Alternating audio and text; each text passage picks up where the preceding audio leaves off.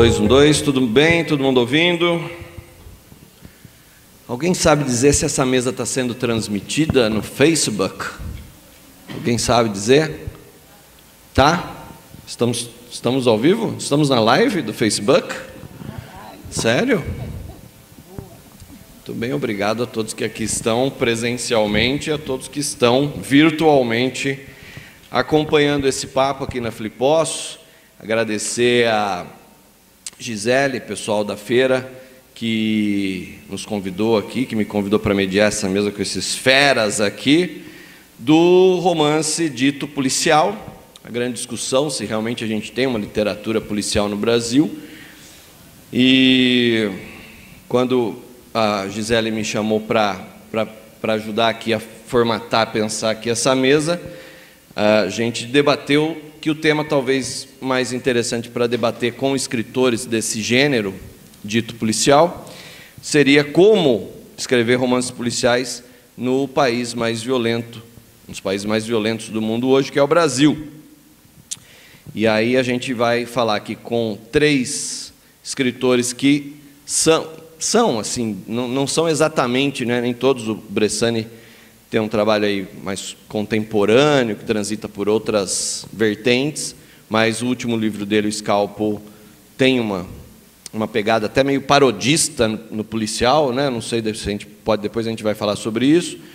O Budim, que tem o livro Teu Pecado, que é um livro de suspense, basicamente, né? Suspense policial. Tangencia, talvez, um pouco a questão aí policial, vamos saber como.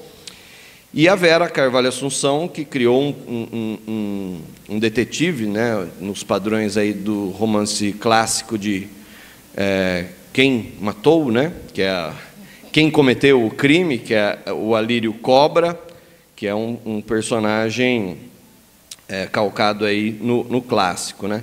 Eu queria que inicialmente cada um se apresentasse brevemente, para a gente saber um pouco de onde veio e como decidiu, enfim, escrever, começar a escrever, e por que desse gênero, o que o atrai, o que atrai vocês nesse gênero, começando aqui com a Vera.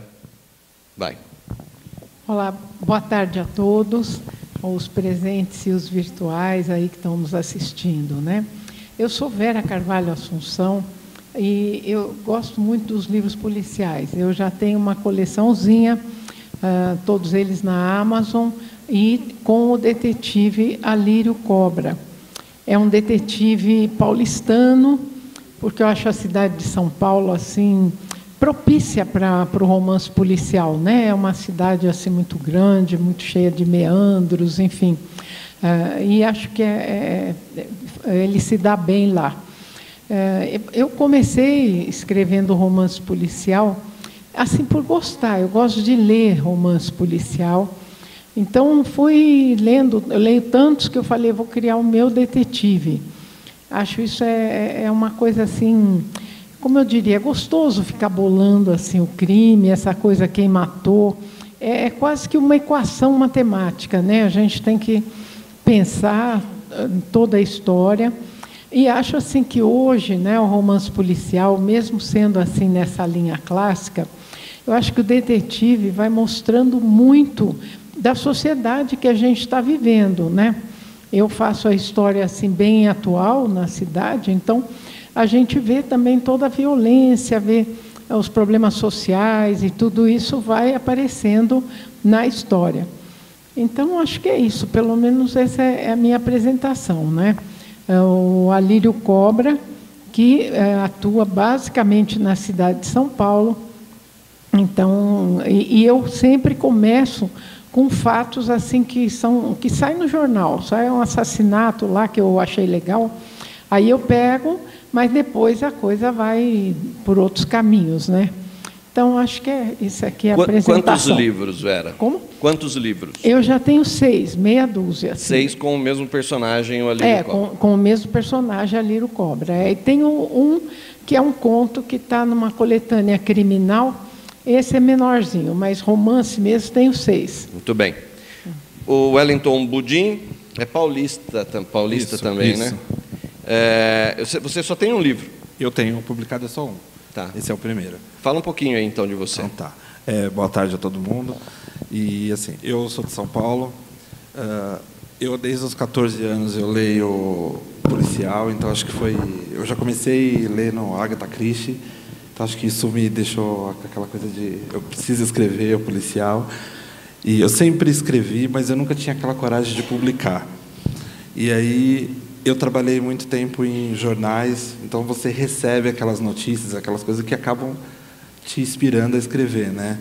E aí eu falei, acho que está na hora de criar o meu personagem, criar o meu assassino, aquela coisa toda. E criei uma história onde se passa em São Paulo. Então, acho que retrata esse pouco da violência que tem lá em São Paulo, de toda aquela coisa que a gente vive, né? E essa coisa também que a Vera falou, do quem matou. Né? Eu trouxe para o livro, desde o primeiro capítulo, você consegue ver a mente do assassino, tudo o que ele está fazendo, por que ele está fazendo, mas você não sabe quem é ele. Então, eu trouxe todo aquele mistério, aquele segredo, e aí tem a equipe de detetive que acaba descobrindo isso no final. Então, muito bom. Ronaldo Bressani, você tem um livro seu, me ajuda aqui agora, não lembro, que tem uma pegada policial. Um dos primeiros livros seus não tem uma pegada policial, estou enganado? Não. Não, é o Scalpo mesmo, que tem faz uma, de certa forma, uma paródia com a questão da literatura policial. Explica para a gente. Boa noite a todos, obrigado pela presença, obrigado às pessoas da mesa, todos os participantes via Rede Mundial de Computadores. Eu não gosto da ideia de literatura policial, né? Porque eu não gosto de policial, né? Eu já sou meio contra policial, não é uma coisa que eu... Né? Eu acho que a polícia militar, por exemplo, tinha que acabar, né? A gente tem que discutir esse tipo de coisa. Então, eu não gosto de colocar nessa gavetinha. Eu gosto se for ter que achar um subgênero, talvez literatura criminal, pode ser interessante. Literatura noir, né, que é o nome da mesa, né, que remete à noite, às sombras, aos mistérios, né, ao enigma, né. A literatura policial, ela foi formatada, digamos, entre aspas, policial, foi formatada por Edgar Allan Poe no século XIX, né, com os crimes da Rua Morgue, e depois alguns outros contos, né, o Edgar Allan Poe, que também criou o gênero de terror e também criou o gênero de ficção científica, né? E também formatou o conto, quer dizer, a gente deve muito a esse cara, né? Mas, enfim, eu acho que ele pode ter... ele vem sendo transformado ao longo dos tempos, né? Desde, sei lá, 1840, mais ou menos. Então, você pode pegar, por exemplo, o Crime e Castigo, do Dostoiévski, que é um livro de literatura criminal, né? Porque você está dentro da mente do sujeito que... Aliás, acabou de sair uma edição maravilhosa pela Todavia, uma tradução nova do Reinaldo Figueiredo, com a linguagem bastante atualizada, né? Mas, assim, a gente fica sabendo como é que o Raskolnikov pensava, né? Para ir pegar o machado dele e enfiar na pobre velhinha lá que ficava lá roubando as pessoas, né? Na loja de penhores dela. Então, você tem várias maneiras de entender como é que funciona um crime, né? Tem vários ângulos. Você pode entrar dentro da mente do assassino, você pode ir para o lado de quem é que realizou o crime, você pode tentar entender o contexto social, histórico, ou psicológico, ou metafísico de quando aconteceu aquele crime. Então, você tem hoje, o romance policial, romance criminal, romance noir, ele é uma das vertentes mais poderosas da ficção do mundo, né? Eu estou falando aí de séries, de filmes, não só de livros também, porque ele basicamente tem uma chave ali, que é uma interpretação do mundo, né? O protagonista quase sempre é um homem que luta para conservar seus valores autênticos num universo degradado, em que esses valores foram degradados. Esse é basicamente uma definição do que é literatura contemporânea, né? Literatura pós-moderna. Então, você tem vários tipos de escritores que transitam aí por esse mundo do crime. Eu não sei se eu respondi a sua pergunta. Não, na verdade, eu queria saber como é que você, no Scalpo, né, no seu livro, colocou essa questão criminal. Ah, tá. Bom, eu gosto de crime, né? Eu gosto de sangue, gosto de violência, acho legal. Sempre gostei de ler tudo que fosse tivesse alguma coisa violenta no meio, deve ser por isso que eu sou uma pessoa tão pacífica e calma. Acabaram de me perguntar lá fora se o uso continuado dos videogames muito violentos tornaria um adolescente uma pessoa particularmente propensa a sair disparando por aí, o que eu acho absolutamente idiota, né? Não tem nenhuma relação de uma coisa com a outra, embora a gente tenha alguns políticos que tenham levantado essa questão de um modo bastante populista, como a gente tem visto, né? Então, eu acho que quanto mais a gente entende como é que é o crime, porque somos pessoas, seres humanos são pessoas violentas, somos animais violentos, né? A gente é o topo da cadeia alimentar, né? Não por acaso, a gente teve que matar muita gente para chegar até aqui. Como é que funciona, né? Como é que funciona isso? Como é que funciona a nossa cabeça, né? Talvez ler histórias policiais seja um jeito, né? No meu livro, particularmente, ele não tem digamos, um crime a ser solucionado, assim. Ele parte de uma história real que um amigo me contou. Eu nunca mais encontrei esse amigo. Quem sabe um dia eu encontro ele de novo. É um amigo com quem eu trabalhei, um chileno, nos anos 90, e ele tinha vindo para São Paulo meio fugindo do golpe do Pinochet em 73. E ele deixou 2 filhos lá, né? Ele teve 2 filhos, assim. Ele tinha 2 namoradas e as 2 namoradas estavam grávidas dele. E ele fugiu bem no dia do golpe, assim. E, enfim, ele nunca mais viu os filhos, né? E isso é uma das coisas que eu tinha anotado ali. Eu tenho um arquivo com milhões de anotações.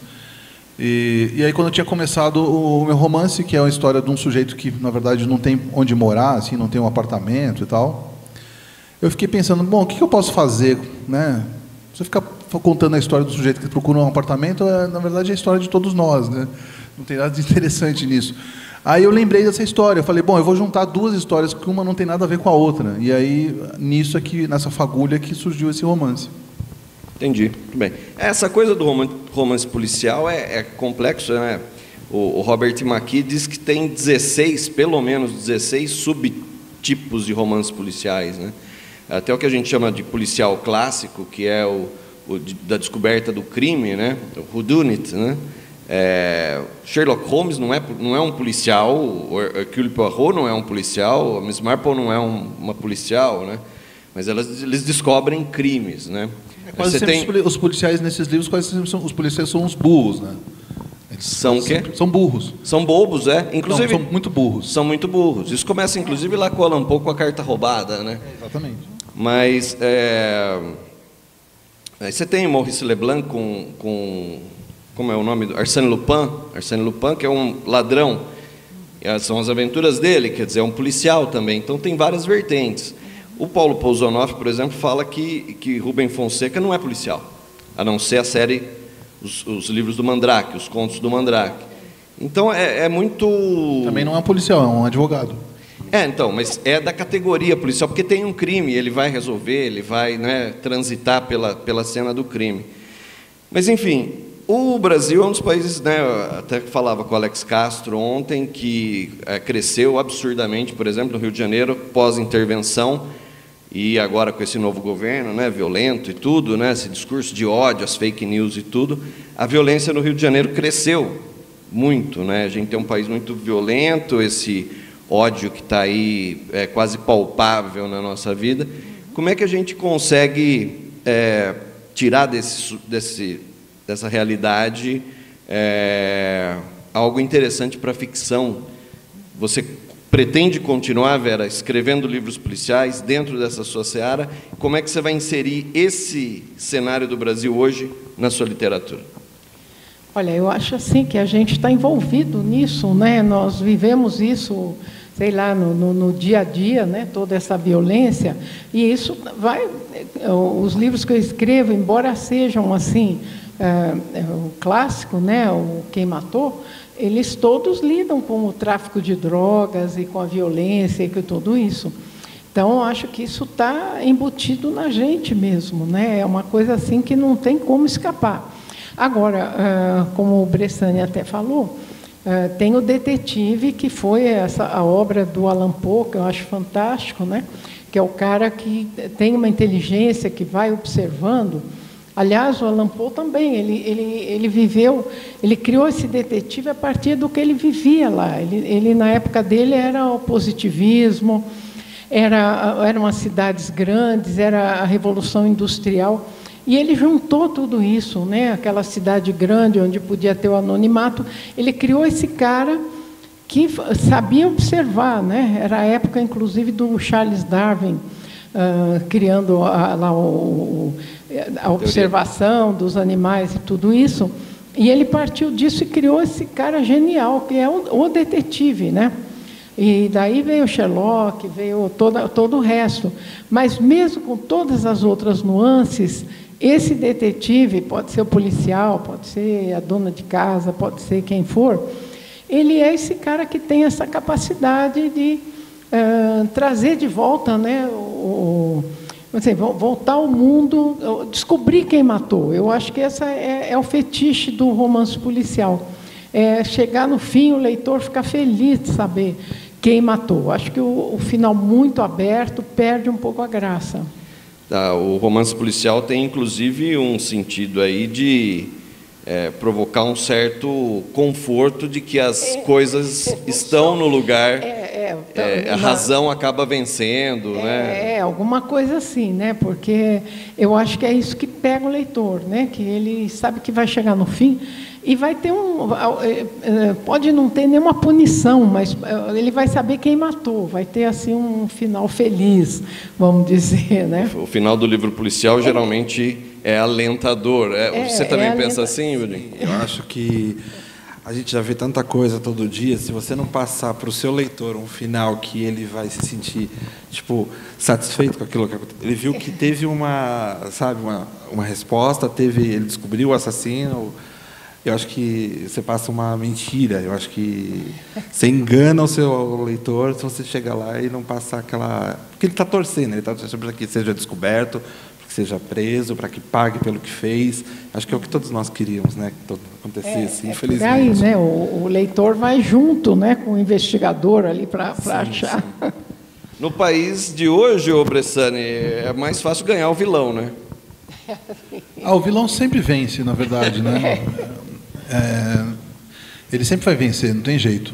Eu acho que uma coisa interessante da literatura criminal, né, é que justamente você busca um sentido, porque a vida não tem sentido, né? A vida não tem o menor sentido. O tempo todo acontecem coisas, né? Morrem pessoas queridas, né? A gente pode atravessar a rua para dar um abraço no amigo e é atropelado. No dia seguinte você pode descobrir $1 milhão na sua conta. Quem nunca aconteceu isso, né?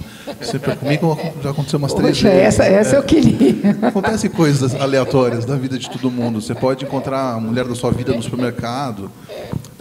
Mas, enfim, então o romance criminal ele dá um sentido. Então, essa resolução final, olha só, foi esse cara que matou. Ele acho que acaba fornecendo, de alguma maneira, algum tipo de explicação, algum tipo de justificativa de por que estamos aqui, né? Acho que funciona assim, né?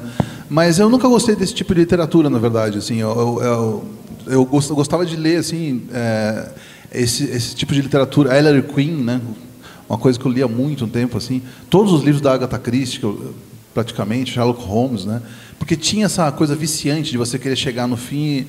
Mas depois eu comecei a me interessar pelo percurso, né? Como é que esse cara chega lá, né? Como é que as coisas terminam? Então, por exemplo, tem livros que são, em termos de estrutura e em termos do engenho do crime em si, do mistério, que são muito ruins. Assim, por exemplo, você pega os livros do Raymond Chandler, né?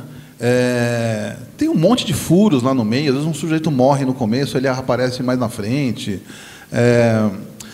Algumas passagens ficam mal explicadas, mas o que o cara faz com a literatura, com a linguagem, é fenomenal, né?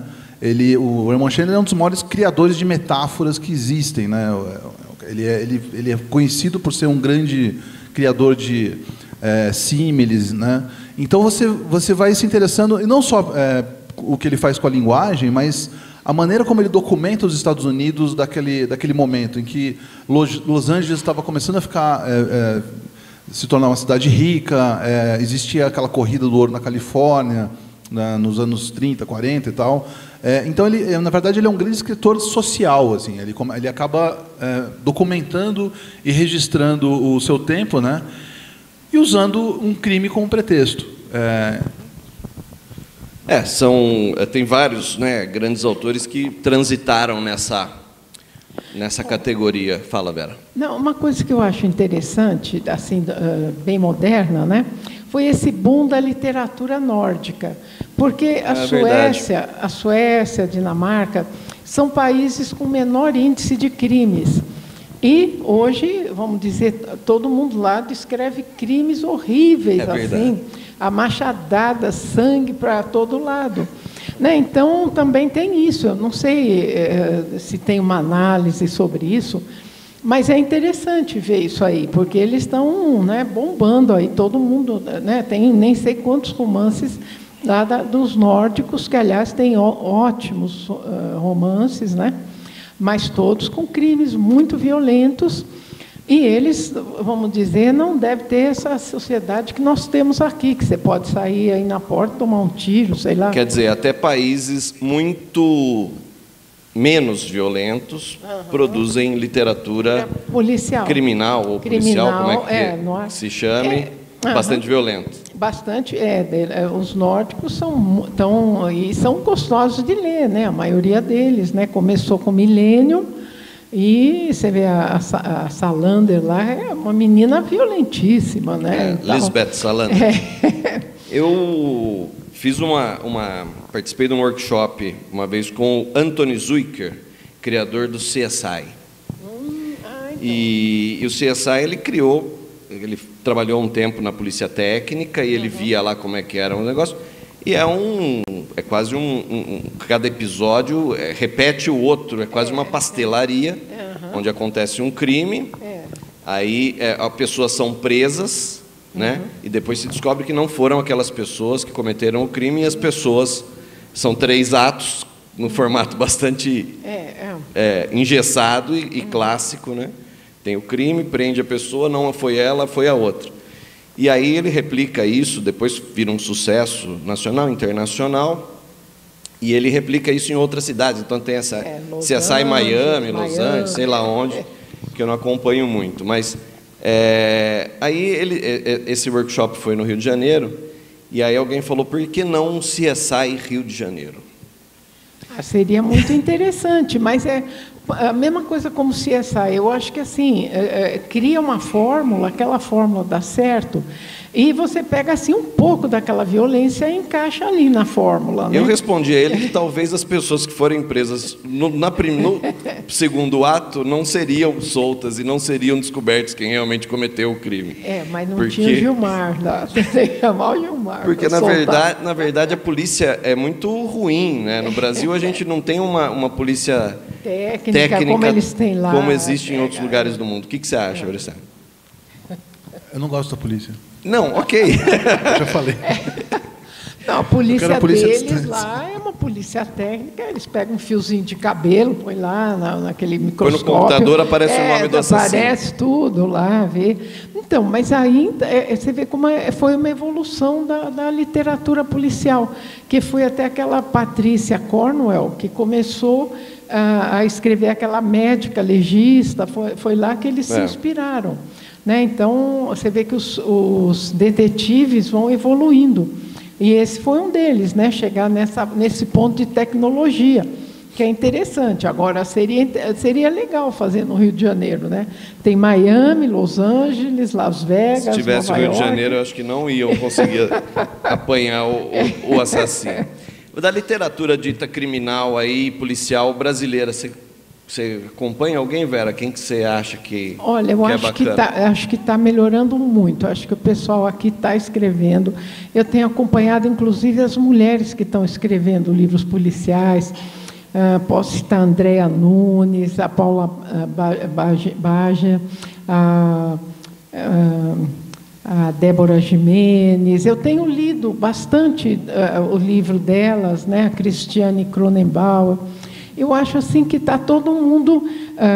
eu não diria que são livros como os meus também, a gente está assim, numa experimentação, todo mundo escrevendo, mas eu acho que disso vai sair muita coisa boa.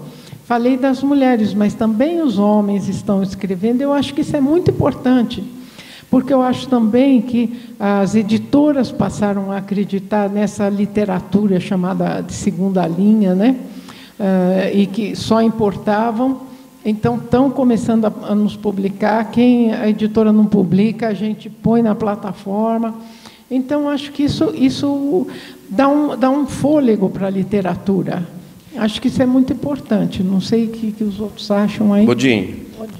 Sim, eu também acredito. Eu tenho lido bastante autores nacionais agora que eu tenho visto que está enriquecendo a escrita. A gente está tendo nomes aí que vale a pena, sabe? Eu acho que a gente tem bastante quiser citar coisa. Algum, fica à vontade. Tem algum que você acompanha? Tem uma autora da editora Coerência que está até aqui, o stand, que é a Renata Magessi, e ela detalha assim, a escrita dela, aquela coisa toda. É bem perfeito mesmo. Eu acho que é interessante tu conhecer o trabalho dela. Eu acho que a gente tem bastante coisas aí para aprender ainda.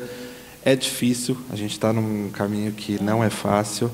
É como você falou, uma literatura, né, que não é tão valorizada, mas assim, hoje em dia a gente tem plataformas, a gente tem outras maneiras da gente expor isso, e acredito que sim. Tem. Você fala, Vera. Não, eu acho que todos nós, né, todos nós aqui escrevendo, acho assim que é um laboratório. Você vai fazendo, como, por exemplo, os nórdicos que chegam aqui, são os bons, mas lá deve ter muita mixaria que também ficou por lá, né? O que ficou bom saiu, tal.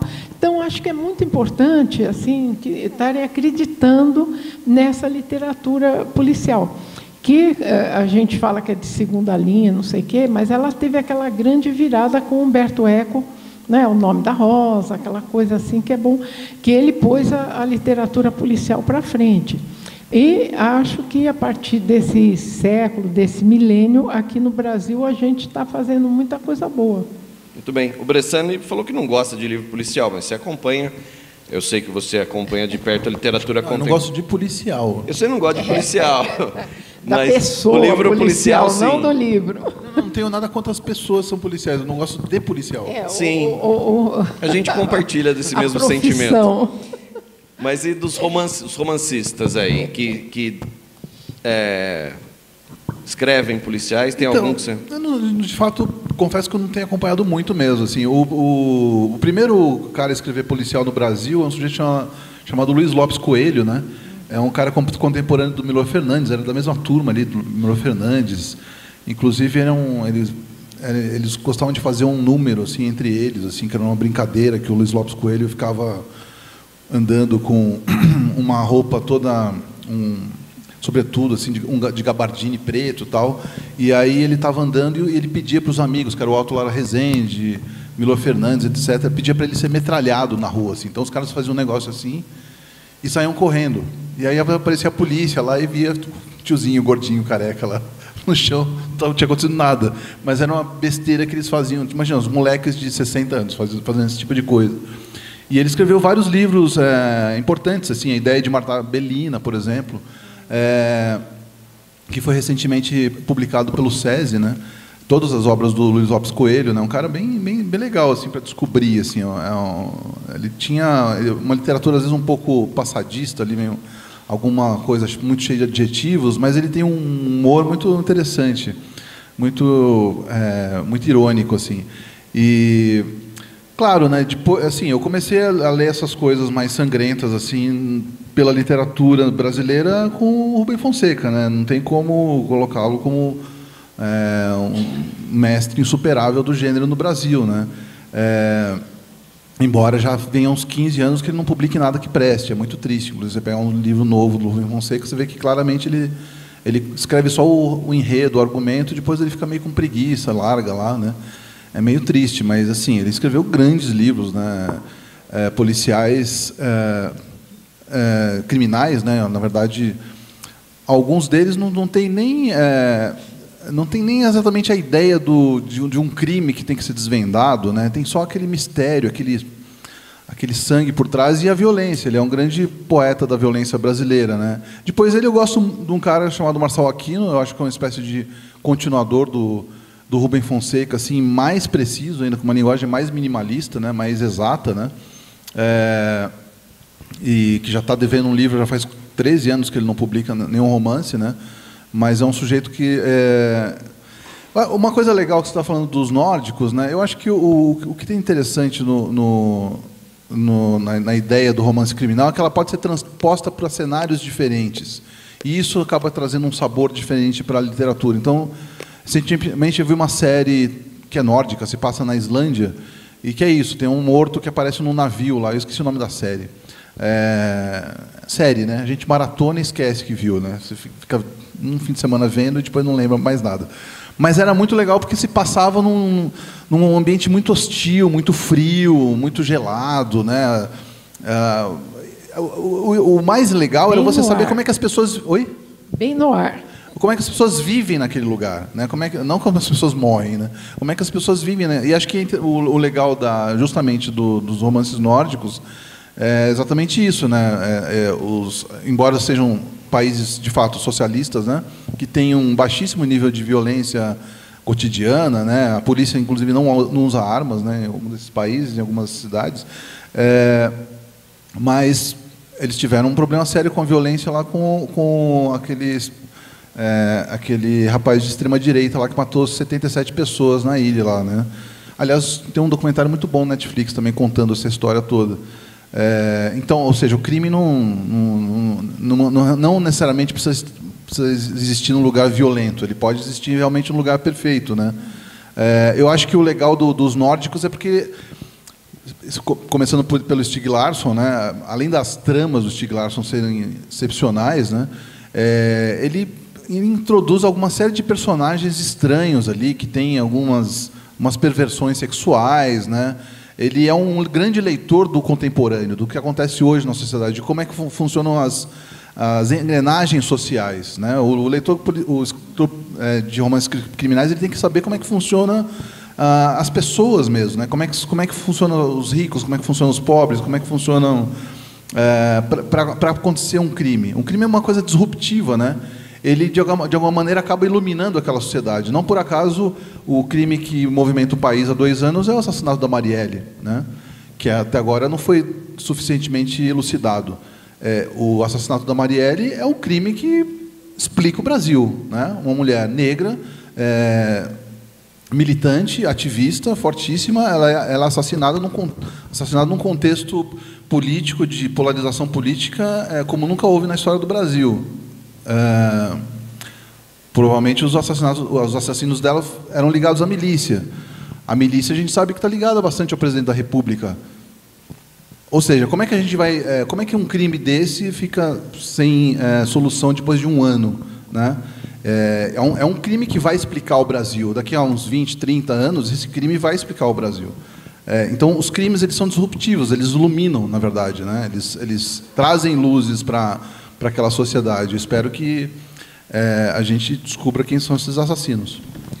Então, eu acho que a diferença é que no romance criminal você tem que bolar, ou pelo menos assim, ter uma ideia do que vai dar, né? Você tem que chegar no fim e chegar numa conclusão. Tem que descobrir no romance, você tem que ter aquela equação que chega no fim e tem um resultado, né? Não pode ficar como a Marielle, que é uma coisa assim, a facada do Bolsonaro. A facada do Bolsonaro já foi resolucionada. Ele resolveu uma facada de um sujeito que tem problemas psiquiátricos. Isso já foi solucionado. Saiu no jornal, mas com advogados, jornal, aquela coisa toda, assim, vamos dizer, não, tem toda assim isso é um uma... fato. Tem toda assim aquela coisa em volta, né? Uma coisa complicada. Esses crimes podem também ser romanceados e podem até ser desconstruídos, né? Eu em geral faço isso, eu pego uma coisa assim e vou fazendo, né? Agora, a gente falou de romance policial, a gente não pode esquecer também do Luiz Alfredo Garcia Rosa, né? Sim. Com o seu Spinoza, que talvez seja o grande nome da literatura realmente policial, porque o Spinoza é um policial e tem o crime, é investigado e tem uma coisa interessante, que o Spinoza, o O Garcia Rosa, ele pega vários, até por conta da mulher dele ser psicanalista, né? Ele tem um viés psicanalítico. Ele também, ali, né? Ele também, mas ele tem um viés psicanalítico ali no... Que é muito interessante. Um cara que reflete sobre... A vida, o universo e tudo mais. E é isso que dá um sabor, né, para aquela... Com certeza. Os livros dele são ótimos, mas ele deixa o final em aberto. Nem sempre. Porque justamente ele tem esse viés psicanalítico, né? Então, nem sempre. Geralmente descobre-se quem é o assassino, tem uma conclusão. Mas às vezes ele deixa um pouco aberto, ou uma subtrama aberta, inclusive para ter o outro livro. Para dar o seguinte. Fazer o gancho para o próximo livro, né? Muito bem, a gente vai abrir para perguntas, né? A ideia era fazer aqui cerca de 50 minutos, depois abrir se alguém quiser fazer alguma pergunta. Claro. Quê? Já passou tão rápido? Já passou, não passou? Estou vendo pelo relógio dele aqui. Não está certo? Eu não estou sem o relógio, sem meu celular, mas eu estou olhando para o seu, que dá para ver daqui. Ela está falando que passou 40 minutos. Bom, então podemos falar um pouco mais. Tudo bem. Eu achei que fosse até 10 para 7 e depois abrisse para perguntas, não é isso? Não vamos brigar por causa de 10 minutos. Não vamos brigar por causa disso. Tá bom, beleza. Hã? Você tem pergunta? Daqui a pouco, então. Perguntei dos romancistas brasileiros que, de repente, vocês acompanham, né? Agora, tem algum, tirando... A Vera já falou que é calcada nesse romance clássico de Quem Matou, né? Que é Agatha Christie, Conan Doyle, Allan Poe, né? Tem algum que você, nesse momento, recomenda, que você se inspira, que baliza, de certa forma, a sua produção literária nesse momento? Olha, eu gosto muito do Denis Lehane, que é americano, também acho ele muito bom. Ele tem essa pegada no ar, assim, eu gosto muito dele. Eu leio e releio os dele, assim, porque esse é aquele sobre Meninos e Lobos, né? Como? Sobre Meninos e Lobos, né? Ele é muito bom. Ele é um dos que eu, assim, leio e releio, porque alguns você lê e fala, está lido, né? E tem uns que a gente guarda lá. Essa série do Milênio eu acho muito boa também. Aquele nórdico também do Boneco de Neve, como é o nome dele? Ionesco. Então, ele também eu gosto muito. Inclusive, quando ele esteve no Brasil, eu fui ver ele falar. Ele é uma pessoa assim, muito interessante também. Porque ontem, até quando você estava conversando, ele falou isso, ele falou, eu não leio. Perguntaram o que você lê, eu não sei se é um charme. Ele falou, não leio nada, eu sento e escrevo sem parar. Sei lá, mas os livros dele são muito bons também. Então, assim, do que eu acompanho mesmo e leio, esses dois eu recomendo. Acho que tem, assim, além da ideia, tem a estrutura muito boa, os livros, né? O Denis Lehane é do Ilha do Medo também, que é muito bom. Ilha do Medo também, é muito bom. Pudim, o que você está lendo? Fala para nós. Eu estou lendo, eu reli recentemente o Boneco de Neve, do Ionesco, né? E eu estou lendo Tess Gerritsen, que é uma canadense, e ela tem justo essa pegada de investigação, de policial. Ela era médica, legista, e aí ela largou a medicina para escrever. Então, assim, o livro dela tem todo esse caminho, essa coisa, e apresenta toda aquela... Às vezes nem é a polícia, como o nosso amigo falou, não gosta de polícia, que vai desvendar o assassino, aquela coisa toda, sabe? Ela infiltra personagens ali que vão acabar, às vezes, descobrindo seguindo caminhos melhores que os policiais.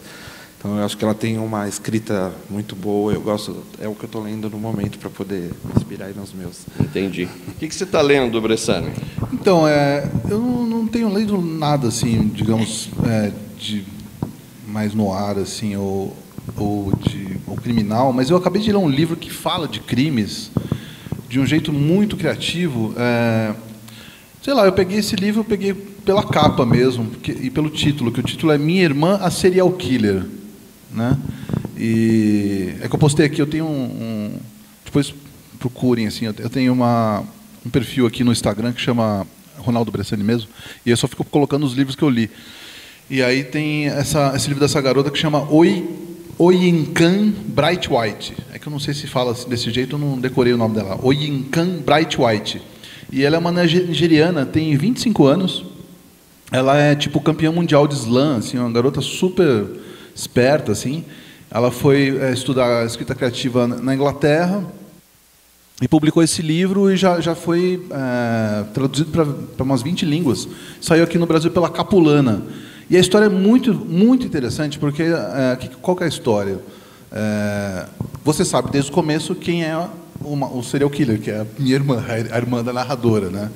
Mas o que a leva a ser uma serial killer, né?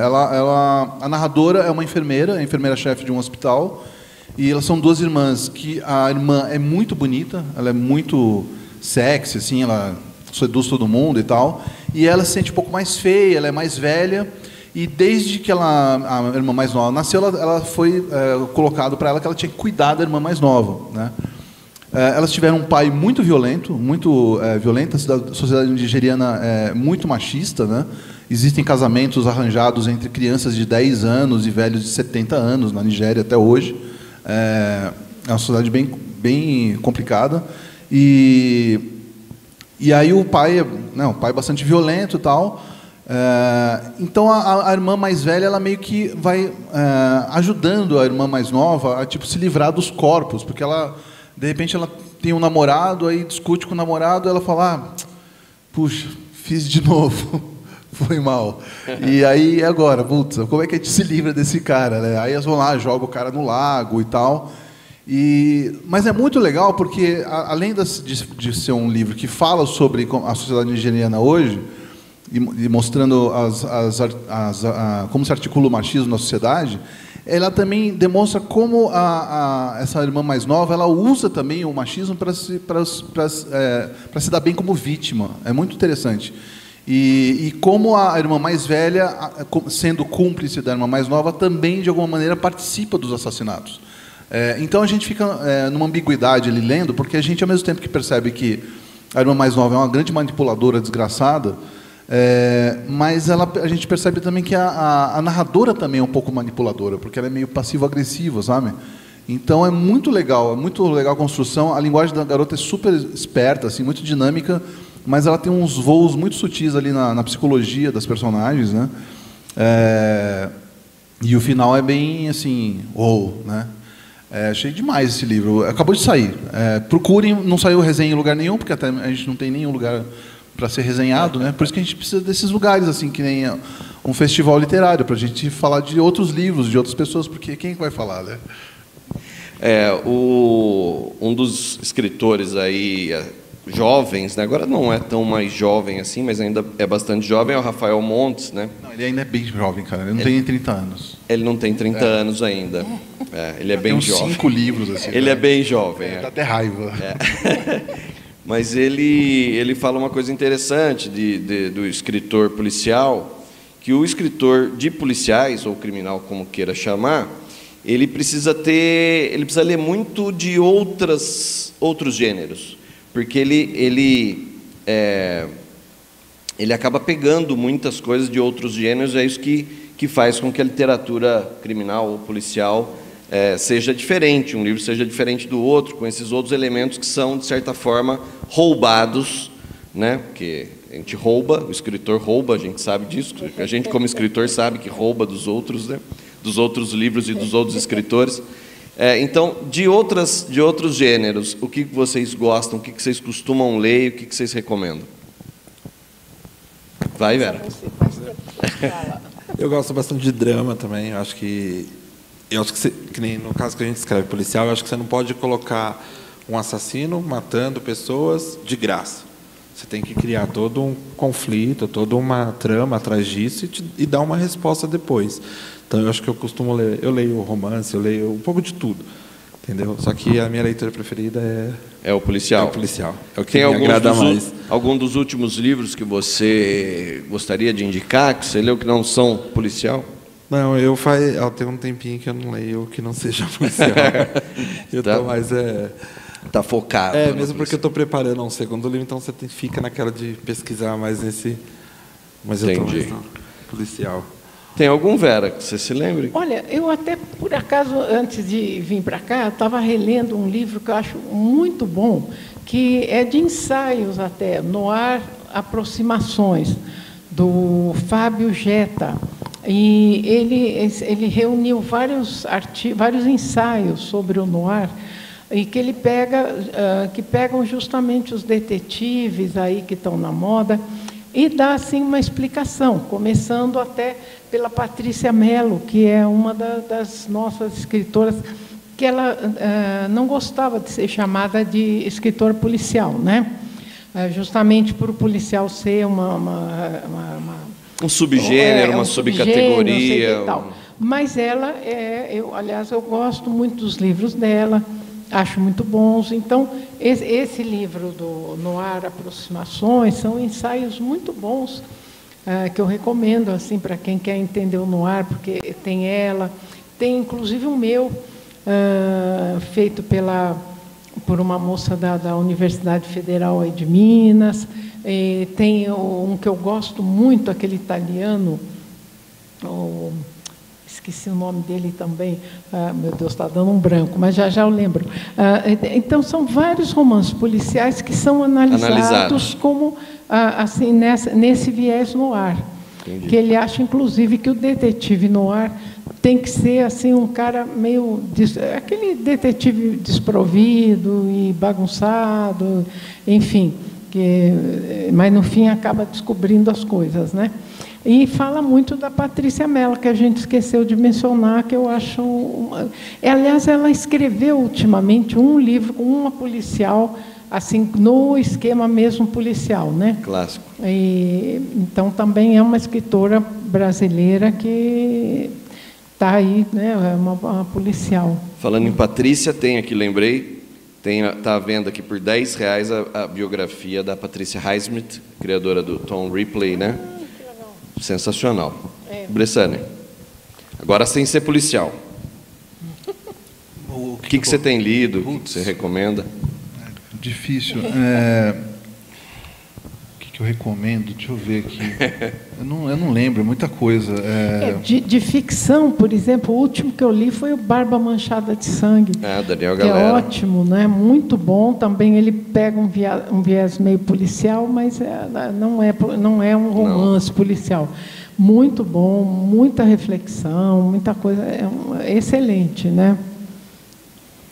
Mas você falou dessa mistura dos gêneros, né? Eu estava lembrando, por exemplo, tem uma das maiores ficções científicas já escritas e filmadas também, né? Que é O Caçador de Androides, que originalmente chama Androides Sonham com Ovelhas Elétricas. Ele é um romance no ar, porque ele se passa em Los Angeles em 2019, né? Nesse ano, e tem um detetive, né? Tem um Deckard, né? Rick Deckard, ele vai em busca de descobrir um mistério lá, onde é que foram parar os replicantes que vieram de Marte e que desapareceram e que são ultraviolentos, né?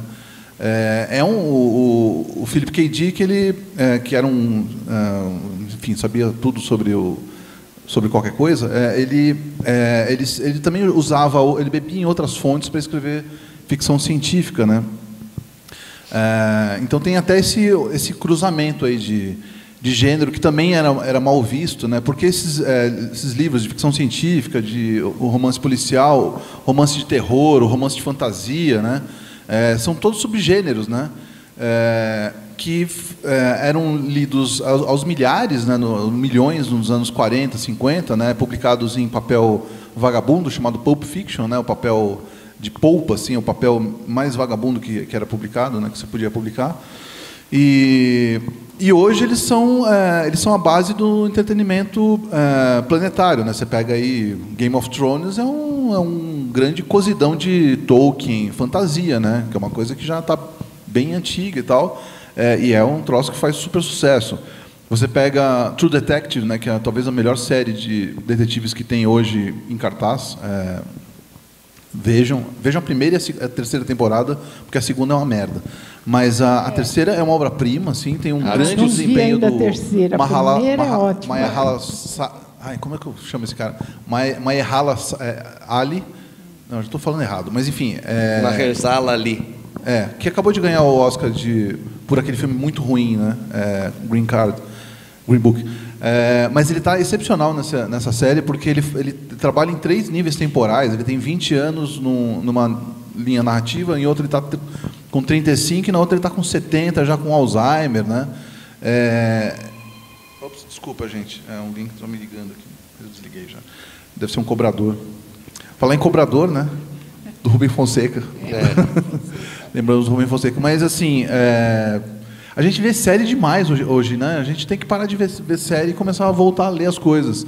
Vou citar, então, um outro livro que também fala de detetives, mas não é um livro de detetive, mas eu gosto muito, que eu acabei de reler ele porque tive que escrever um ensaio sobre, que é Os Detetives Selvagens, do Roberto Bolanho, que é um escritor central hoje da literatura pós-moderna no mundo, né? Não só no mundo hispânico, mas também na literatura de hoje, e que bebia muito nesses subgêneros, né? Ele escreveu livros que falavam muito de ficção científica, né?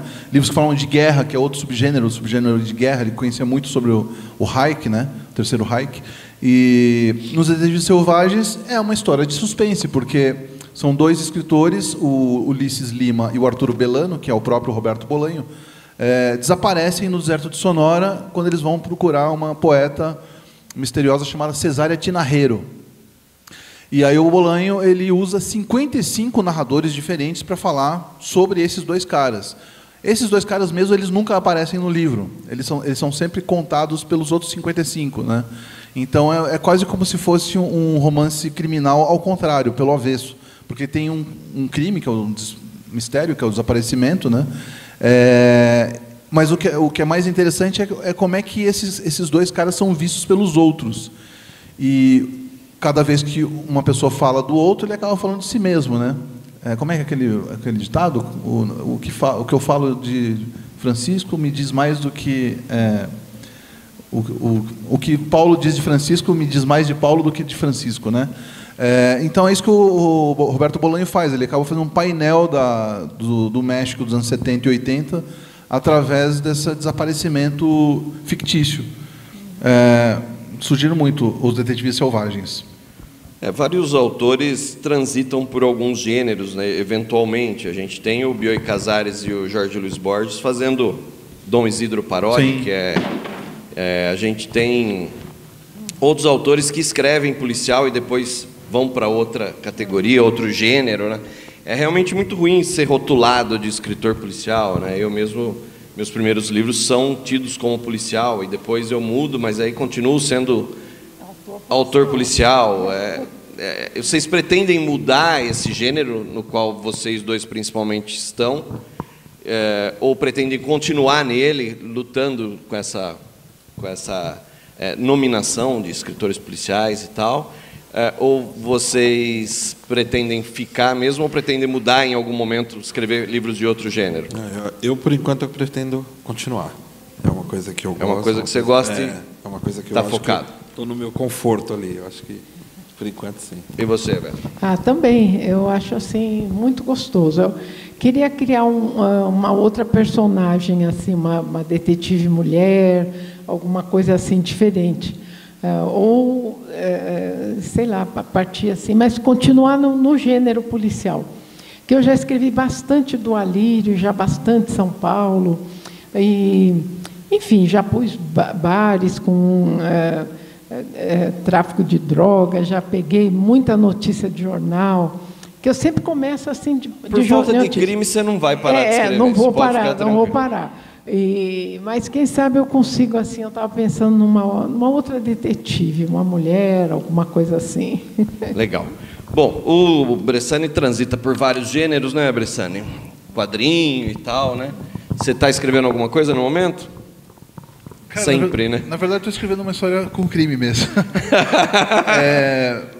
É um spin-off do Scalpo, porque tem um personagem principal que é o Ian Negromonte, né, que é um desenhista de quadrinhos, né, e que acaba, enfim, ele não tem onde morar, e aí aparece o sujeito falando, se você descobrir onde estão meus filhos, eu deixo você morar no meu apartamento. É uma proposta meio idiota, assim, e como ele está sem a mão, porque ele teve um acidente terrível, né, e ele perdeu a capacidade de desenhar, ele está sem dinheiro, ele acabou de tomar um pé na bunda, ele perdeu a mulher, Ele é um cara que meio que não tem um lugar no mundo, assim, ele procura um lugar no mundo, né? Ele é um cara meio perdidão. Ele fala, beleza, vou lá. E aí ele passa um tempo na casa de um amigo dele, que é o Gui Scarpellini, que é um fotógrafo ativista, né? Participa de manifestações e tal. E esse Gui Scarpellini é um cara que eu vou usar nesse livro que eu estou escrevendo agora, chama Monólogos do Poliamor. Eu escrevi um capítulo, publiquei na revista Super Interessante, saiu agora numa coletânea chamada Realidade Alternativa, da Abril, que tem vários escritores, sei lá, tem textos de ficção científica, textos policiais, textos de, sei lá, são uns textos meio malucos ali. E ele é um detetive meio hipster, assim, porque ele... os detetives do Raymond Chandler, do Dashiell Hammett, né, eles estão sempre com aqueles carrões, né, aqueles ambientes enfumaçados. Eu resolvi colocar um detetive que anda de bicicleta. E aí ele... então é um cara quase atleta, assim, porque ele tem que estar correndo atrás dos bandidos de bicicleta. Mas eu não sei onde vai dar, na verdade. É um livro que, assim, o Scalpo eu sabia como seria o final, né, desde o começo, que é uma coisa muito legal de escrever, né, sabendo como é que vai terminar. Isso ajuda muito. Mas esse eu não sei como é que vai terminar. Eu só sei que foi um galerista, aliás, um colecionador de arte bizarra de São Paulo foi sequestrado, foi desaparecido. E o namorado dele pede para que o Gui Scarpellini vá encontrá-lo. E a última vez que eu deixei o Gui, ele estava num lugar onde um artista meio bizarro ali do Minhocão faz esculturas de pessoas muito famosas e ricas usando o excremento dessas pessoas, né? Eu não sei onde vai dar essa merda. Parei aí. Desculpe terminar minha participação com essa merda, mas esse detetive de bicicleta me lembrou o Ed Morte, do Luiz Fernando Veríssimo, né? Que era um detetive engraçado, né? Também é verdade. Tem o cômico, né? Você tem. É verdade. Vamos abrir para perguntas. Acho que o pessoal quer interagir também. É bacana isso. Já tem ali o Alex Castro, que é escritor também. Beleza, gente. Muito legal. Eu tenho uma pergunta para pedir para vocês desenvolverem mais uma coisa que foi tocada antes, que, bom, nós estamos no Brasil vivendo um momento político intenso, né, polarizado e tudo mais.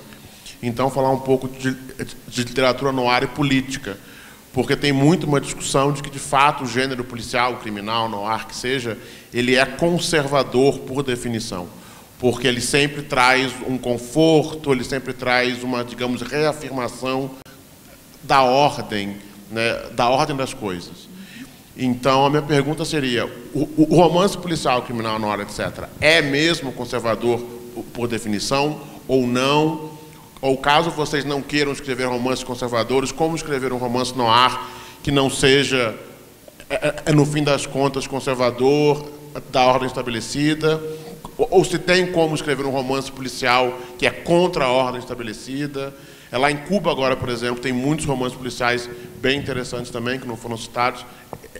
Tem uma produção ótima. Então, essa é a minha pergunta. Romance policial é conservador ou não? E se é, como não ser, o que fazer?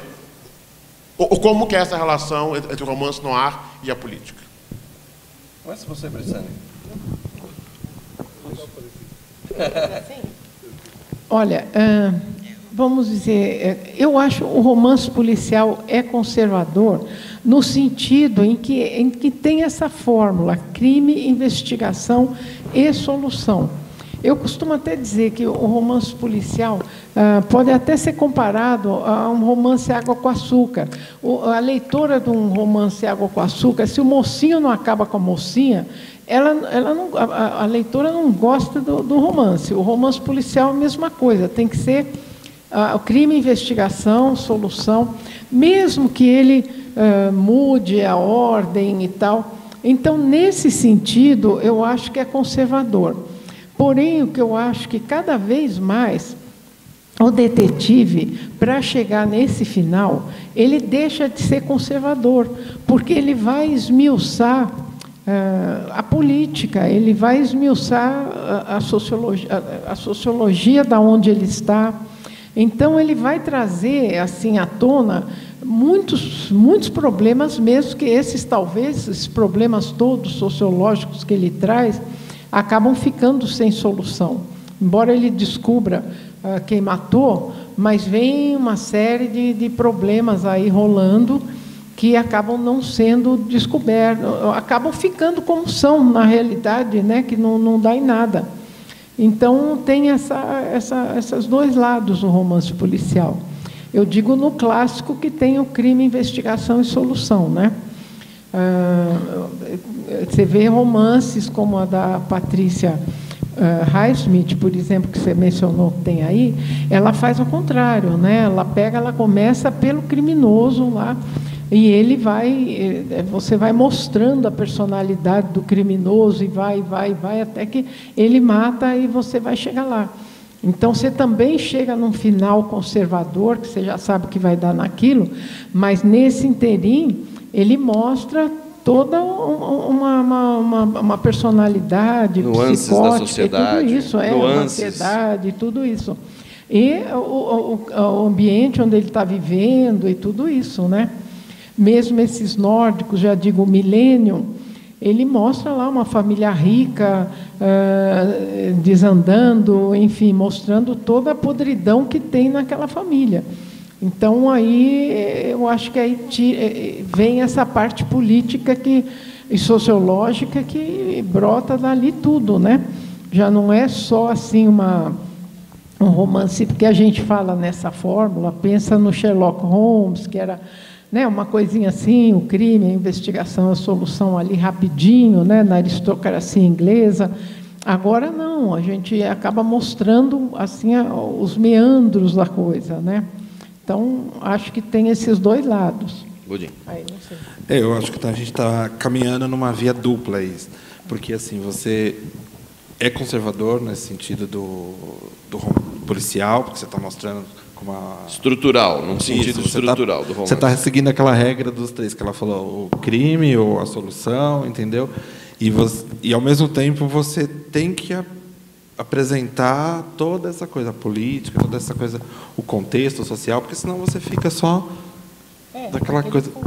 Você vai ficar só debatendo quem matou, quem não matou, e não vai ter um pano de fundo na sua história, entendeu? Então acho que ao mesmo tempo que você está sendo conservador, você está. O pano de fundo é tão importante quanto o crime e a investigação. Às vezes eu acho que até muito mais. Às vezes mais. Sim, para mim sim. Eu acho assim, você vê, hoje em dia tem romance policial em todos os países, né? Então, isso que é gostoso de ler, porque você vê em cada país, ele vem mostrando, né, assim, aquela sociedade, enfim, como você falou, na Islândia, as coisas assim, frio e tudo aquilo, em Cuba, por exemplo, né, como é a sociedade lá. Então, eu acho que ele está assim, o romance policial está evoluindo muito, né? Tem os italianos muito bons também, com muita comida, muita coisa, mas assim, é interessante você ler o espanhol, né, o Pepe Carvalho, eu acho um detetive fantástico, que ele, né, ele vem até fazer uma investigação na Argentina, e vem pegar toda a política da Argentina. Então, é interessante, eu acho que tem os dois lados, né, uma mão dupla aí de coisa, né? Bressano. De fato, o romance criminal ele é conservador mesmo, ele tem essa estrutura, vamos dizer, classicamente utilizada de uma maneira conservadora no seu mainstream, né? Mas ele tem um elemento dentro dele, um ingrediente que é fundamentalmente anti-establishment. Quase sempre o detetive é alguém excêntrico, é alguém esquisito que foge à norma. Você pega, por exemplo, até o Hercule Poirot, da Agatha Christie, que é a coisa mais establishment que existe, né? Mas ele é gay, né? É uma coisa que ela não diz muito, mas é claramente gay, né? Ele não, né? Nunca, né? Sherlock Holmes também. Sherlock Holmes usava cocaína, né? Sherlock Holmes ele tinha umas garotas lá, mas ele usava cocaína, né? De uma maneira um pouco, enfim, um pouco exagerada, né? Se bem que na época todo mundo usava cocaína, né? Freud usava cocaína largamente no começo do século passado. Mas enfim, eles não eram figuras adequadas, não eram figuras que estavam bem articuladas no seu meio. Os policiais do Dashiell Hammett e do Raymond Chandler são os caras que vivem mal, né? Os caras, né, eles não se dão bem com os policiais, não se dão bem com os políticos, né? Dashiell Hammett, especial, né, foi taxado de comunista, né? Ele e a Lillian Hellman, a mulher dele, eles foram perseguidos, né, pelo macartismo nos Estados Unidos, né? Na verdade, eles eram do Partido Comunista mesmo, americano. O Partido Comunista americano, você sabe que tem 1 milhão de integrantes, né? 500 mil são comunistas, 500 mil são do FBI. Mas eles eram mesmo comunistas de facto, né? E eu acho que tem essa coisa meio de brigar com a ordem. Eu acho muito legal isso, porque ele pressupõe que vai haver um restabelecimento da ordem ao final, mas nem sempre isso acontece, né? Por exemplo, no True Detective, né, que é excepcionalmente bem escrito, né, pelo Nick Pizzolatto, que é um grande escritor também criminal, né? Tem um livro dele que saiu aqui também que chama Galveston. Muito bom, muito bom. O cara escreve muito, o cara escreve fino, assim, em várias camadas de significação, né? O conflito principal ali é um personagem que é negro, né? E como é que ele vai lidar com aquele bando de racistas para solucionar um crime que provavelmente foi cometido por um branco, né? E, na verdade, a história é sobre isso, né? A história é sobre isso. O crime é só um pretexto para falar dessa história, né? Segundo o Ricardo Piglia, que foi um outro escritor que também brincou com o romance policial, nos últimos livros dele, por exemplo, você pega O Caminho de Ida, né, que o policial, o detetive, é um professor, né, que não se dá bem ali na universidade onde ele dá aulas. O Ricardo Piglia, ele pressupunha que toda grande história tem duas histórias, uma história aparente e uma história oculta, né, e que a história oculta que é o que se deve ir atrás quando você está falando de grande literatura, né? Você pega o Thomas Pynchon no Vício Inerente, que, aliás, deu um grande filme pelo Paul Thomas Anderson, né? Que tem um detetive maconheiro que esquece as coisas, né? Esquece até o que ele está indo procurar, né? Esse livro é um grande painel sobre o começo dos anos 70 no São Francisco, na Califórnia, né, que demonstram todas as grandes forças ali, os Panteras Negras, os políticos corruptos, né, os milionários do mundo imobiliário, né, e no final você até esquece qual que era o crime, assim, o que ele estava procurando mesmo, porque não era isso que interessa, né, saber quem matou, ou quem roubou, quem desapareceu. Você quer saber como é que isso é contado, né? Então, eu acho que o legal do romance criminal é que ele possibilita, através da ideia de você descobrir um mistério, possibilita você afrontar a sociedade, afrontar a ordem, e discutir a ordem estabelecida da sociedade. Isso que ele falou, eu acho que é importante, porque assim, a gente fala a fórmula é crime, investigação e solução, mas não é uma coisa simples, né? Porque o leitor também não é que você fala, o cara deu bala, quem fez isso, ou comeu a mulher do vizinho, chegou lá e deu um tiro. Não pode ser uma coisa muito simples assim. Você tem que ir por todos os meandros assim para chegar lá, dar umas pistas falsas, que vai envolvendo muita coisa ao redor desse crime para chegar no final, né? Tem que ter assim uma coisa interessante, né, para o leitor. Alguém tem mais pergunta? Pergunta aqui. Vocês falaram que na questão temática o noir ele renova, ele não é conservador nesse sentido, mas na questão estrutural que ele tem mais ou menos uma formulazinha hereditária de outras histórias clássicas. Mas vocês não acreditam que, com o passar do tempo, assim como os outros gêneros, por exemplo, comédia, a fórmula noir pode acabar se reinventando? Você pega, por exemplo, o David Fincher, que é um diretor que, inclusive, adaptou Millennium para o cinema. Em todos os seus filmes, ele cria histórias noir, só que a estrutura ele modifica. Então, o Millennium, ele conta uma história de trás para frente, né?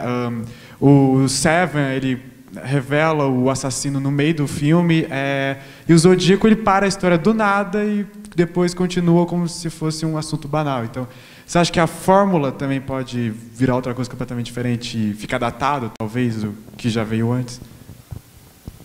Vai, Budinho. Vai. Eu acho que sim. Eu acho que você tem que estar renovando. Eu acho que, com o passar do tempo que a gente está vendo aí, que o romance está mudando algumas coisas, a gente vê, como você falou, a comédia está mudando. Eu acho que também você tem que reinventar para você não cair no mesmo, entendeu? Senão, que nem eu falei que me sinto confortável em escrever policial, vou continuar escrevendo, e aí meu livro vai ser sempre a mesma coisa, sempre um assassino, sempre, entendeu? Então eu acho que você tem que passar por uma mudança, reformular isso e tentar fazer alguma coisa um pouquinho melhor. Vai, Vera. Não, tem um formato meio que padrão. Eu acho que, né, sua pergunta é nesse sentido, se esse formato ele pode ser reimaginado. Não, claro que pode, porque, olha, desde o começo, ele vai assim se adaptando ao mundo da época. Por exemplo, sei lá, primeiro começou, era o detetive, né? Aí, quando, sei lá, as famílias já não iam confessar no confessionário, não resolviam os problemas em casa, ia tudo lavar roupa na corte. Então, apareceu o detetive advogado. Sei lá, quando começou a Guerra Fria, apareceu o detetive espião, que também trazia essa parte política da Guerra Fria. Enfim, né, conforme a sociedade vai mudando, eu acho que o romance policial tem essa coisa, ele vai mudando, né? A Lisbeth Salander, por exemplo, é uma hacker, então ela é super moderna também, já entrou nessa... É uma detetive hacker, né, é o que há de mais moderno, né? Então, eu acho que é por aí, né? O romance policial vai entrando nessa... Agora, assim, tem uns que dão, mais ou menos, morreu no meio, mas aí não contou bem por quê. Aí, então, pode ser que depois a fórmula pode seguir assim, né? Ele morreu, mas você não sabe bem por que ele morreu ali. Então, também aí vai desvendar, vai chegar até o fim. Então, tem várias formas, né, de você chegar lá. Uhum. Bressani, você citou o vício inerente, acho que é um exemplo, né, dessa pergunta que ele fez, né? Porque não interessa muito o crime, né? Interessa o contexto social, né? Eu acho que, na verdade, eu acabei não respondendo a pergunta do Alex ali sobre política, né? Porque isso meio que foi o meu principal interesse no meu livro, né? Eu queria, na verdade, comparar as duas, entre outras coisas, né? Eu queria um monte de coisa. A gente sempre quer um monte de coisa e a gente acaba não fazendo nada, né? Publica o livro e é aquele fracasso, né? Fala, putz, era tão bom o projeto, né? E deu nisso, né? Mas, enfim, uma das coisas que eu queria falar era sobre a comparação com duas ditaduras, né? A ditadura no Brasil e a ditadura no Chile, né? No Chile, como vocês sabem, hoje os militares que foram ligados à ditadura e aos crimes todos que aconteceram lá, foi uma ditadura muito sanguinária no Chile, né? Matou cerca de 30 mil pessoas, mais ou menos.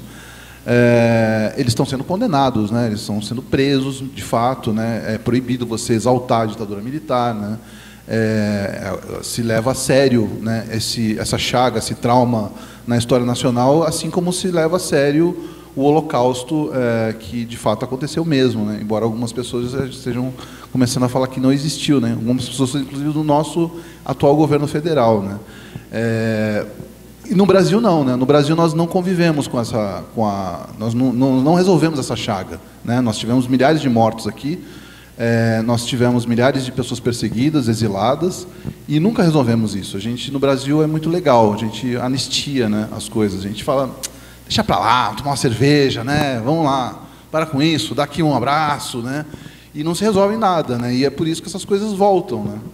Então, essa era uma das coisas que eu queria falar no meu livro, né, de como o passado não passa. O passado nunca passa, né, se você não conversa com ele. Então, eu queria terminar o livro em Paraty, né, porque eu estava lá justamente para escrever esse livro, por causa de uma residência literária, né, e enquanto eu estava em Paraty, é que eu comecei a descobrir que Paraty é a segunda cidade mais violenta do Rio de Janeiro, e ela é a segunda cidade mais violenta do Rio de Janeiro por conta das UPPs que acabaram espalhando o tráfico de drogas.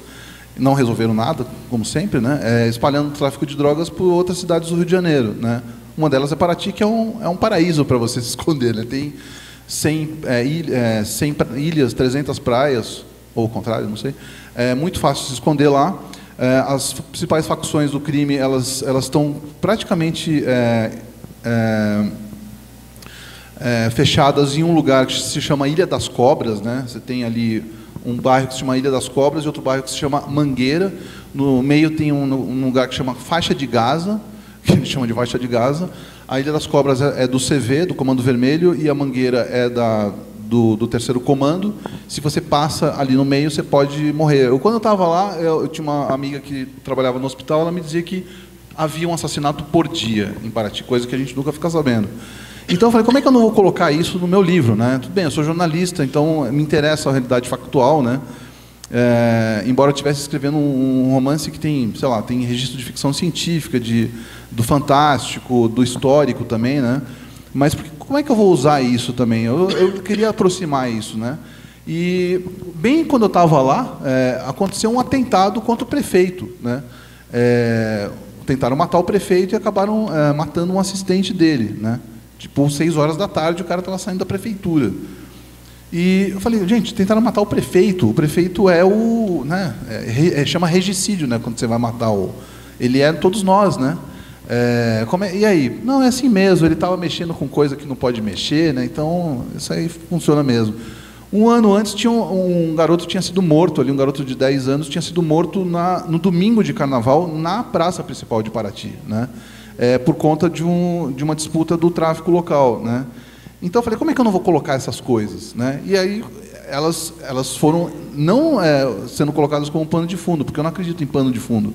Elas estruturam o livro, elas estruturam, né? O fato desses personagens terem desaparecido tem uma ligação direta com o que eu estou contando lá sobre a atual realidade social do Brasil, né? Então eu acho que é uma responsabilidade do escritor usar a ficção para revelar a realidade, né? Você vai usar a ficção, no caso do detetive policial, ele vai tentar encontrar um sentido, né? A fictio é isso, né? Ele vai encontrar um fio ali, ele vai encontrar um sentido que não tem na sociedade de hoje, mas ele vai tornar a realidade mais real, mais de verdade, usando uma tautologia. Bom, sobre a questão da estrutura que o nosso amigo aqui perguntou, né? Eu acho que é o grande desafio de quem vai se meter num gênero, né? Qualquer que seja o gênero que você vá se meter a escrever, e eu acho importante definir um gênero quando você vai escrever, para não ficar, inclusive, essa coisa samba do crioulo doido, que é muito difícil você lidar, né, com vários gêneros dentro de um único livro e tudo. É legal você definir um gênero e aí tentar fazer algo diferente, inovador dentro desse gênero. Eu acho que é por isso que as pessoas escolhem o gênero e tentam renovar o gênero, e alguns conseguem, outros não, né? Pergunta? Não, só uma coisinha na coisa do gênero, assim. Eu acho, por exemplo, eu que escrevo romance policial, a gente tem o escritor, eu não sei, acho que a maioria, a gente tem que saber quem matou. Então, assim, eu monto uma estrutura antes, né? Assim, planejar o livro. Para levar o livro. Eu monto uma estrutura. Agora, depois, no meio do caminho, pode ir mudando e tal, alguma coisa, mas eu sempre costumo fazer essa estrutura, né? Vou pondo as cenas, assim, como se fosse... para eu também saber quem que matou e poder até ir dando pistas falsas pelo meio, né? E trazendo a história à tona, mais ou menos assim, né? Muito bem. Alguém quer falar alguma coisa, alguma pergunta? Só para completar o que você estava falando, que você falou que revelar quem foi o assassino, você causa um sentimento de felicidade do leitor, né? Só para retomar o exemplo que eu usei, você pega, por exemplo, o Zodíaco, que eu acabei de falar, ele não revela quem era o verdadeiro assassino, ele deixa em aberto, ambíguo. E muita gente realmente detesta esse filme justamente por conta disso. E você causou uma resistência por parte disso. Só que nesse caso, o que é interessante é que foi um caso real, né, o do Zodíaco, que ele se baseou. E aí, na vida real, não teve quem... teve uma suposição, prenderam um cara só para... prenderam o suspeito mais provável de ter cometido o crime, mas nunca chegou a uma conclusão definitiva. Aí, nesse caso, foi realmente interessante essa quebra. Se você não sabe que tratava de uma realidade, que tentou retratar a realidade, talvez realmente cause um afastamento do espectador justamente por causa disso. Esse filme do Fincher, ele é baseado num livro, é o livro Zodíaco, né? Que é uma investigação que realmente foi inconclusiva, né? Então, é claro que não podiam... o filme não podia revelar quem é o assassino, porque não houve uma conclusão sobre quem era o assassino. É um filme sobre a investigação que foi inconclusiva, né? Não deixa de ser um livro policial, mas o assassino não é revelado, né? Alguém quer fazer alguma pergunta? Tem algum questionamento? Não? Ô Pimenta, você que está aí, tudo bem? Maravilha. Nenhuma mais? Não? Tudo bem? Podemos encerrar? Vou deixar cada um fazer uma sua propaganda do seu livro, né? Onde as pessoas podem encontrar os livros e também as considerações finais aí desse papo, Vera. Então, um papo muito gostoso aqui. Acho que nós três aqui, né, nos completamos aqui, né, para falar do romance policial, do noir,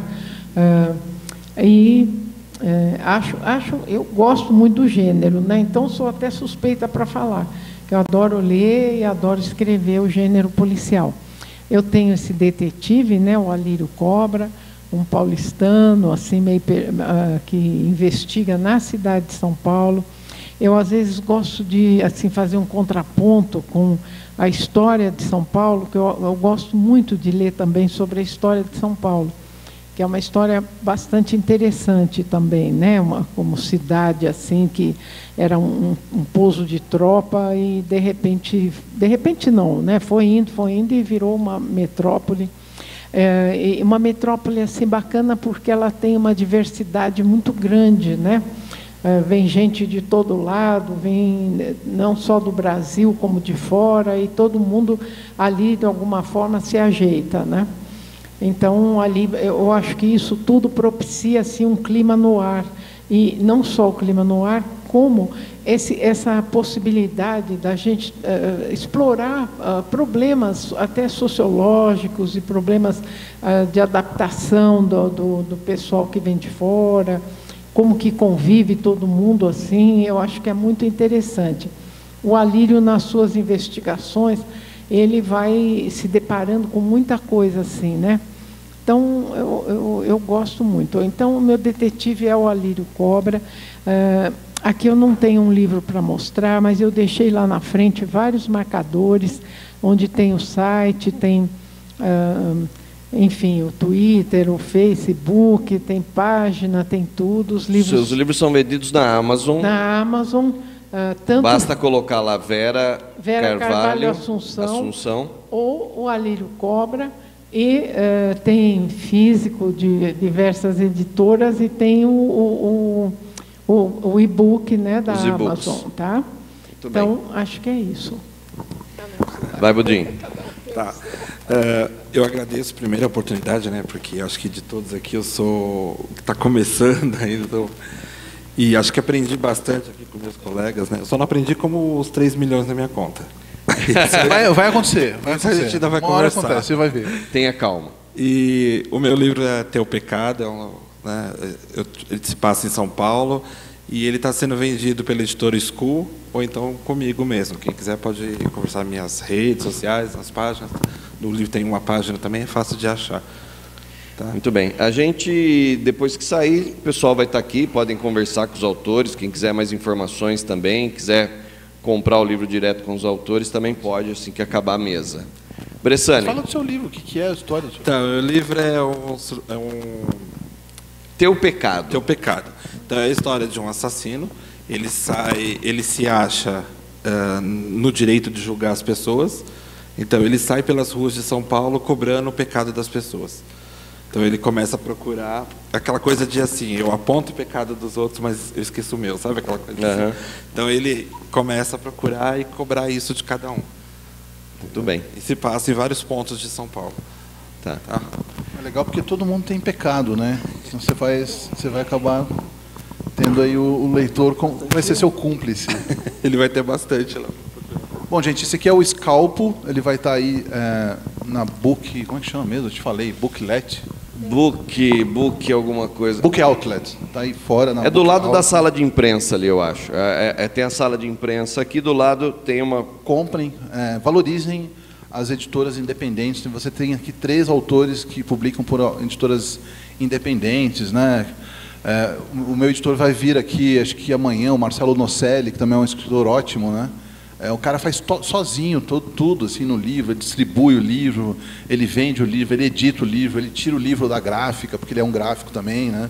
Então valorizem as editoras pequenas, né? Principalmente nesse momento tão difícil que a gente está passando, em que a cultura, o conhecimento e o saber brasileiros estão sob violento ataque do governo federal, né? É bom a gente ficar ter bastante claro o que isso está acontecendo. As universidades estão sob ataque, os artistas estão sob ataque, os intelectuais estão sob ataque, a cultura como um todo está sendo atacada. Está sendo atacada no dinheiro, né? Ou seja, estão tirando investimentos dessas pessoas. Essas pessoas fazem parte de uma grande cadeia econômica, né? Ou seja, além de ser uma coisa ideologicamente tenebrosa, né? Por conta de todas as ressonâncias sombrias e obscurantistas que tem por trás desse ataque, né? É uma coisa também burra, né? Porque está lidando diretamente com a economia do país, né? Então, esses eventos, como a gente está tendo aqui, essa festa do livro, outros festivais do livro, em que tem autores brasileiros, autores nacionais, são muito importantes, cada vez mais importantes nesse momento. A gente precisa ficar junto agora. Não é um populismo, não é um falso, enfim, não é uma demagogia, mas a questão é que as pessoas precisam ficar menos nas redes sociais, menos no virtual e se encontrar mais, porque vai chegar em cada um. Esse ataque vai chegar em cada um. Então, cuidado. Muito bem. Eu queria também aproveitar, agradecer a Gisele e toda a equipe aqui, que a feira está maravilhosa, né? Como você está falando, nos dias de hoje, consegui reunir, eu tive aqui, estou aqui há vários dias, todas as mesas que eu assisti foram assim, de um nível muito bom. Então, acho que é um ponto alto aqui que na nossa cultura, né? Já que nós estamos mesmo assim numa situação muito complicada, acho que é um ponto de união aqui, que nós estamos assim para melhorar, né? Porque eu acho que a educação e a cultura é a base, né, de toda uma sociedade. Então, agradecer muito mesmo a Gisele e toda a equipe aqui da Flipossos, que está assim, sendo maravilhosa. Tudo que eu vi aqui e assisti foi tudo muito bom mesmo. Tá? Realmente não deve ser fácil para a Gisele organizar 10 dias de festival, né, com todas as atrações gratuitas, aí, grandes nomes que estão aqui, vieram e virão nos próximos dias, e a gente tem que prestigiar, fazer essa propaganda mesmo, as redes sociais, chamar amigos para vir, porque é isso que o Bressani falou, o momento é crítico, e a gente tem que criar uma resistência aí, principalmente os artistas, ter essa responsabilidade de mostrar isso para quem ainda não entendeu, porque quem ainda está otimista é porque não entendeu, né? Cara, quem está pessimista ainda não entendeu. Quem está otimista ainda não entendeu, né? Porque tem gente que ainda defende, né? Mas, enfim, obrigado a vocês de terem vindo aqui nessa mesa, obrigado mesmo. Obrigado pela presença. E muitas coisas bacanas aí nesses próximos dias. Amanhã o Bressani falou, tem aqui o Marcelo Nocelli, bacana, com o Chico Sá amanhã, né? Tem programação. Esqueci agora, mas acho que é uma mesa com o Chico. Sábado com o Chico Sá. Mas, enfim, a programação está aí, confiram que sempre tem coisa bacana. Obrigado mais uma vez por vocês terem vindo. Até a próxima.